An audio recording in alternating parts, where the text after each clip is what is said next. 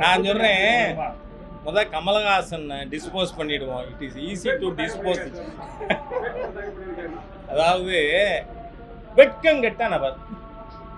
ஏன்னு சொன்னா கமலஹாசன் என்ன பண்ணார் நமக்கு எல்லாருக்கும் ஞாபகம் இருக்கு. ஊடக நண்பர்களுக்கு இன்னும் நல்ல பசுமரத்தாணி போல் பதிந்தது. காரணம் டார்ச் லைட்டால டிவியை உடைச்சாரா?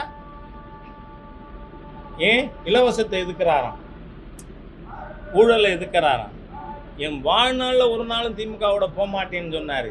இன்னைக்கு பாராளுமன்றத்தில் ஒரு தொகுதி கூட வாங்கலை. அது என்ன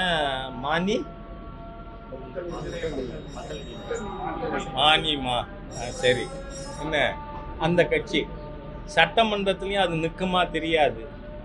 தனக்கு ஒரு ராஜ்யசபா சீட்டு வாங்கிறதுக்காக வெக்கம் இல்லாமல் டார்ச் லைட்டை கொண்டே அடமானம் வச்சவரை பற்றி நீங்கள் கேட்குறதும் அனாவசியம்.